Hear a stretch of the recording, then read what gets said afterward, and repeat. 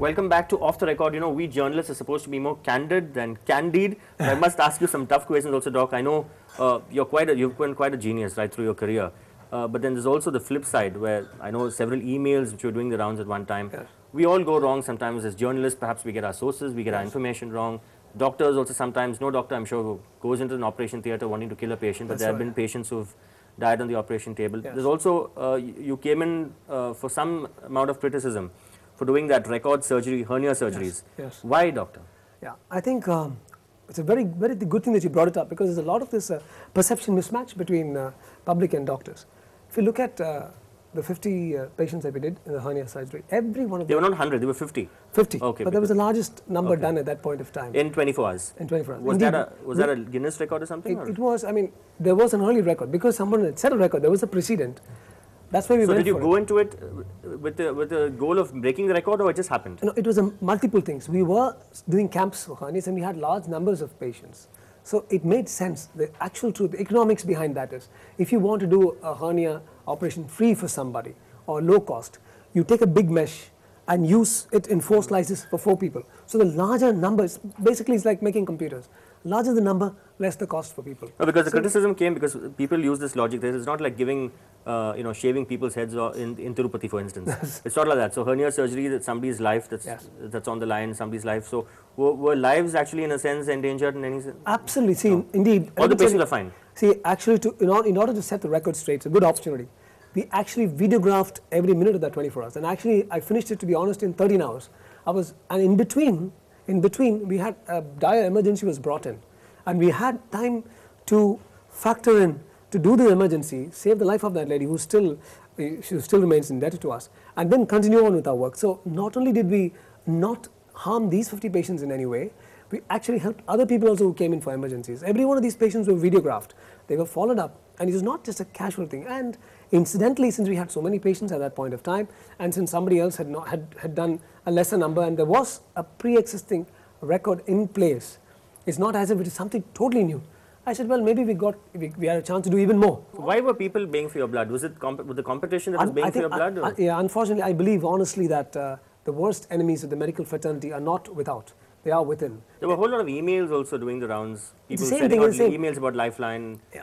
I'll tell you what happens. There were cases, isolated cases, of course. There were cases where people died and... Look, any major operation, many major operations carry a 1%, a 0.5%. The people who send the email sometimes are embittered, either embittered or they're completely false and just circulate it. But whom can we go and say, look, this email is false, or this mail is sent without any basis? There are thousands and thousands of people whom we have helped, Sanjay, and we continue to help every day. Those thousands of people, they are from Chittoor, Thoothukudi, Nagapattinam. They don't know, they can't even spell email. They'll just say, Aman, Chami, thank you, and they'll walk away. Every day it happens in a hospital. You go into a corporate hospital, you'll find more below poverty line patients in our hospital than any other equivalent corporate hospital. Yes, there's a weightage, it drags down our overall figures, but never mind, we're able to help so many people. But those guys are not able to come to our defense and then and counter some spurious email simply doing the rounds. And what happens is, the tragic thing is that people just happily circulate. It is part of, you go to the Vedas, we are living in Kali Yuga. In Kali Yuga is the age of disbelief. If someone says something bad about you, automatically I'll believe. Someone says something good about you, I won't believe. Yeah. Since doctors face the flag if something goes wrong, spurious drugs, there are what, 40,000 odd quacks in Tamil Nadu? That's what the MCI says, Medical Council of India. How do you deal with spurious drugs? If you have chalk powder, for instance, instead of paracetamol, or some painkiller and you've got something else, how do you deal with such cases? Is there any way of actually finding out? You know, Sanjay, at this point... Where do you source, hospitals, where do you source your medicines from? See, for example, there is a recommendation, no? The DCGI, Drug Control General of India, has recommended dealers for each major thingy. And one way which nursing homes and hospitals can play safe is by using good, well-branded items from good companies. Some of the big Unfortunately, brands, when the big brands are sold, but one thing is, they won't come through proper dealers and sub-dealers. There'll be some shady dealer who gives you a 2% off or 3% off, and some nursing homes, in order to cut cost, will go in for those. What about the nexus between doctors, hospitals and diagnostic centers? They say sometimes they prescribe unnecessary tests. You also have the Consumer Protection Act, you have the ambulance chasers. Yes. How do you actually dovetail these seemingly conflicting interests here? I mean, on one hand, you have the risk. There's a great amount of risk that you take when you do a surgery, sometimes a risky surgery. And also, allegations of fleecing patients. Yes, it's a bunch of conflicting variables that we're constantly dealing with. My take on this is that we are starting projects in Africa and some of the poorest countries in the world, and even there, Sanjay, even in the poorest countries in Africa, the average cost per consultation is like 1/2 or 1/3 of our cost here. Our neighbors. But are you saying that doctors don't get a cut for every test that they prescribe, for every, for instance, MRI or about 50%? CT Unfortunately, about 50 to 60% of maybe 50% on average are getting cuts, and this unfortunately was started by some of the leading brands 10 or 15 years ago, and it's something that has come to stay. When we started, for example, and we told people, look, we'll give it to your patient straight away at a low cost. Many doctors said, yes, we will send, but they're not sending. They say, no, it's a better scan in the other place. You go and get it done because they're getting it. And that's something that we are constantly fighting with. And we try to tell people. It's a high-pressure job, right? It's a very high-pressure job because on one side, the doctor... Not just being a doctor, but also running a hospital. And running a corporate hospital, which you're going to get into, you say, very soon. We have been for the last 4 or 5 years. But so how do you actually keep going at this rate? I mean, you sleep 4-5 hours a day. You've done bungee jumping, I'm told. You work out in the gym for what, 5 hours a day, and you eat 16 eggs after that? An hour and a half.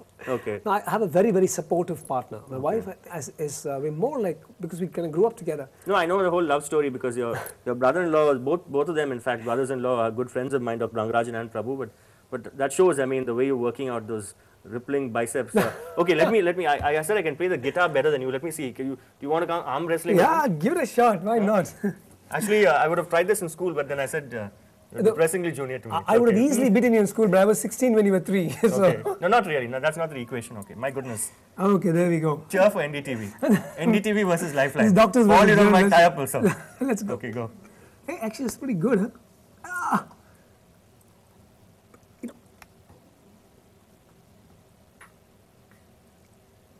You know what, Sanjay? You know what? This was fixed, I think.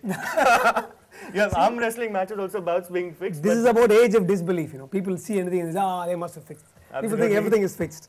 But I tell you what, Sanjay, I would like to tell the public this, as far as doctors are Journalists are strong, that's what you want to say. No, I choose to believe. I choose to believe that my doctors, not just the people who work with me, when I go to somebody as a doctor, I choose to believe he's good. And I find in the modern day, especially I find there's a lot of techie people who have got lots of information load.